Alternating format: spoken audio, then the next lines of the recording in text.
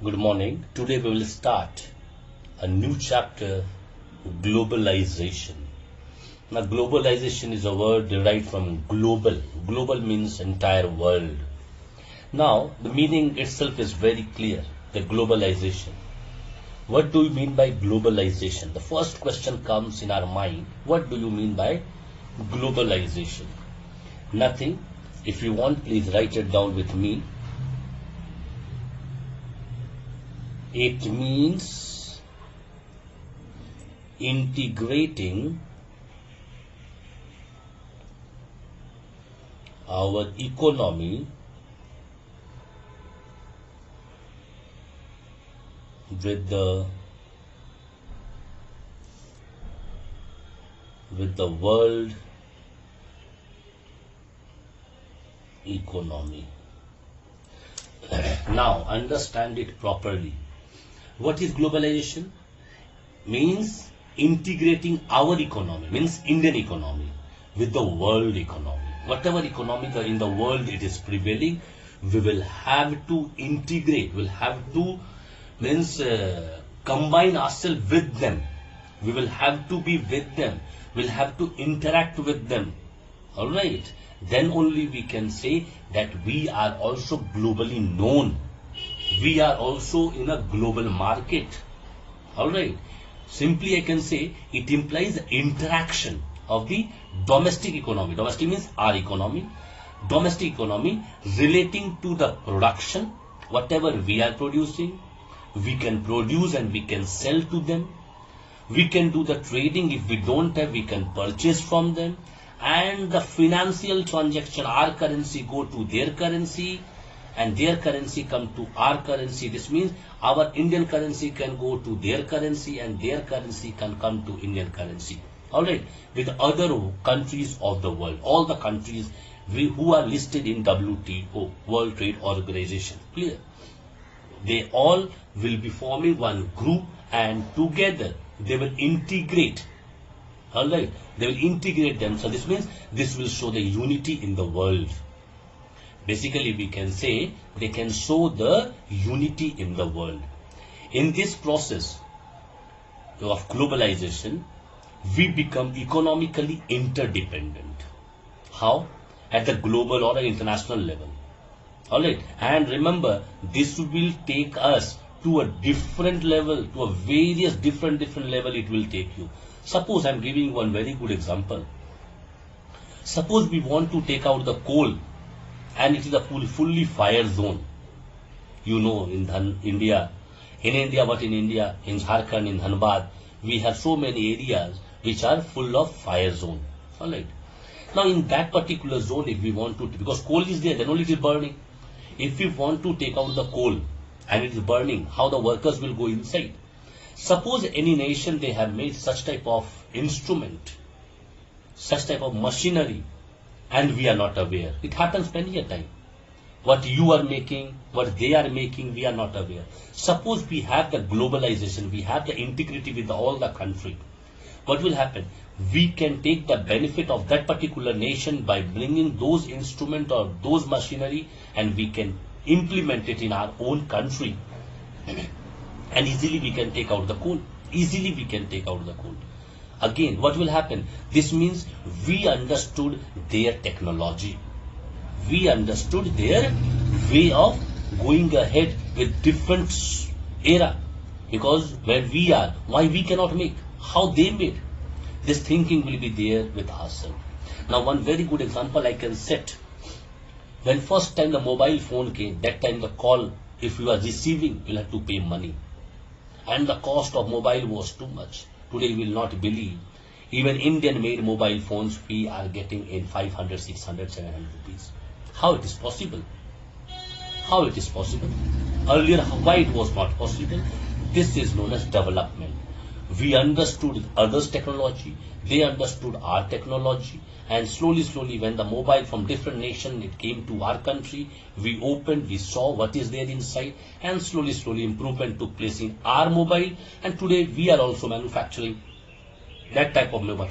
Now this is the benefit of globalization. Clear? Second important thing, we can produce any goods, or we can render any sort of service and we can sell. We can sell to other nation. I'm giving you one very good example again.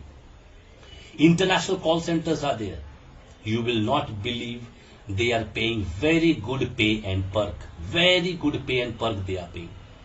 And people after passing out graduation and +2 and master degree, when they are jobless, if their English is very good, they are joining these international call centers and their earnings in lakhs. Think of it, a plain graduate, a plain +2, a plain master degree. We say in our country, it is not possible. You are plain graduate. What you will do in your life?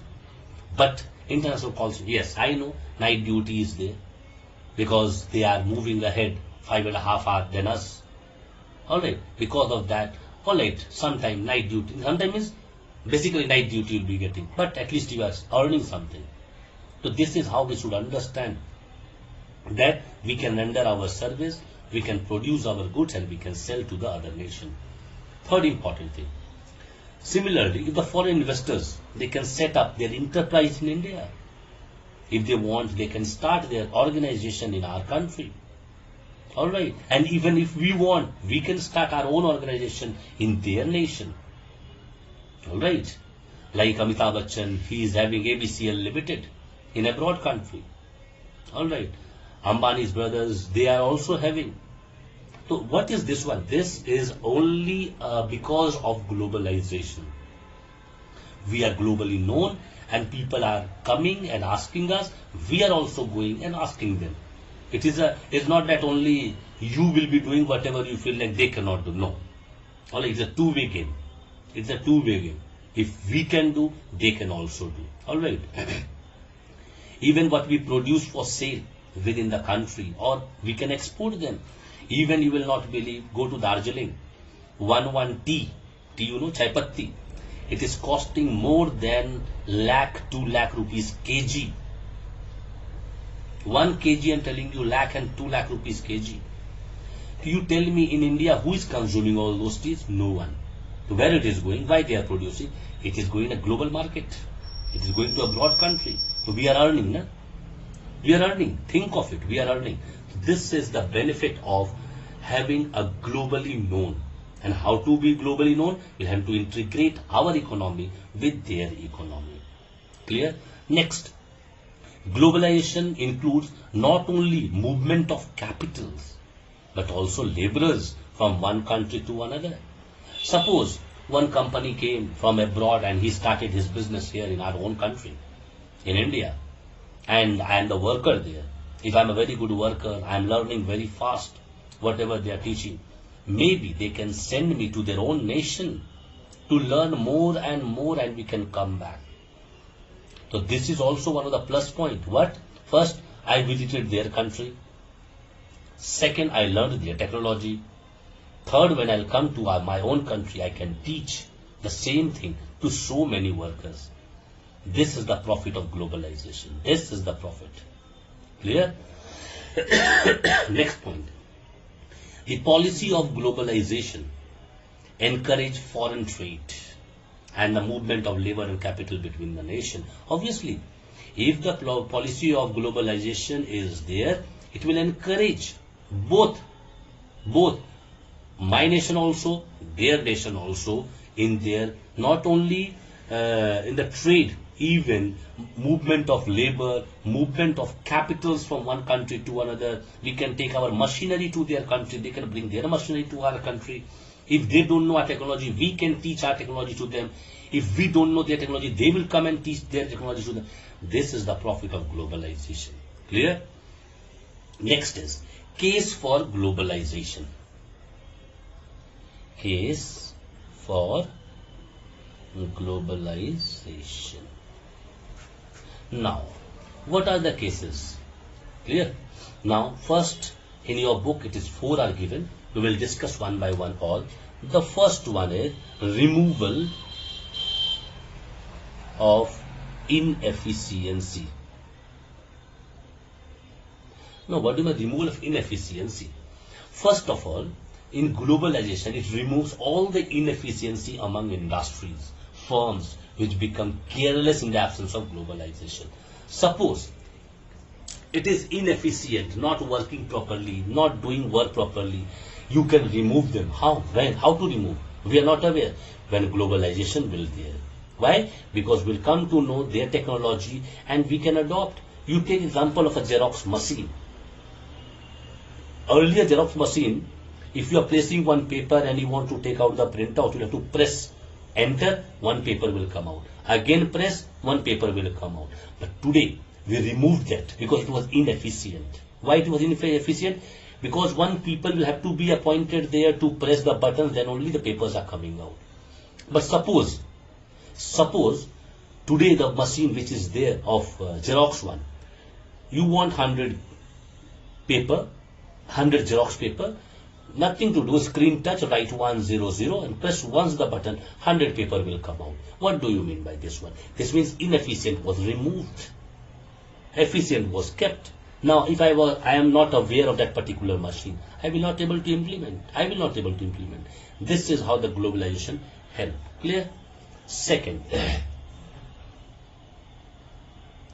increases in productivity. Now increases in productivity means, suppose in globalization, underdeveloped countries, many are underdeveloped countries, they try to improve the allocative efficiency of resources. Alright, by reducing the capital ratio output, by increasing the labor productivity, but then also they fail. What they do? If they want, they'll have to inflow the capital. This means they'll have to pay money and they can purchase the technology. What will happen? When they'll purchase the technology, they can increase the productivity. I can give again one example to you. You know, it was a cotton industry was there in our country first, and people, they were loving it. It was a handloom. But one cloth they were giving in 2 days, 3 days. But from Europe, when they bought the machine which was producing the cloth, you will not believe, in 24 hours they were giving 24 shirt. I am giving example, 24 shirt, and in 24 hours they are giving one shirt. Which one is good? So obviously it increases the productivity by using the machine. You will have to know the technology. Clear? Third one is competition. Obviously, when the foreign company come, the competition takes place. Why? To reduce the price, to improve the quality. And obviously, who's the beneficiaries? The purchaser, the buyer. This means the consumer. They are in profit. Now, many airlines are there, and many airlines, what they are doing? But to overcome or to earn more and more, they reduce the price. And who is the ultimate winner? We people are ultimate winner. In their competition, we are earning. So this is how, when the foreign company come, so there is a tough competition, and that time we get the cheap product in a very good quality. Clear? Last point. Fourth one, improvement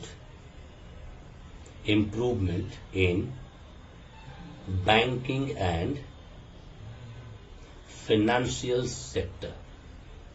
Now, this is very important.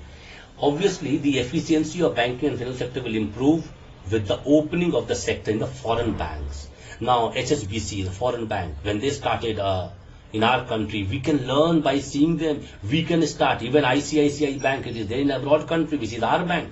So obviously, this will improve your banking and financial sector, because you go to one of the bank, with a government bank, and you will sit there. No one will ask you also for what purpose you are here. But you go to one of the private bank, they will ask you, yeah, what is the problem? Tell me.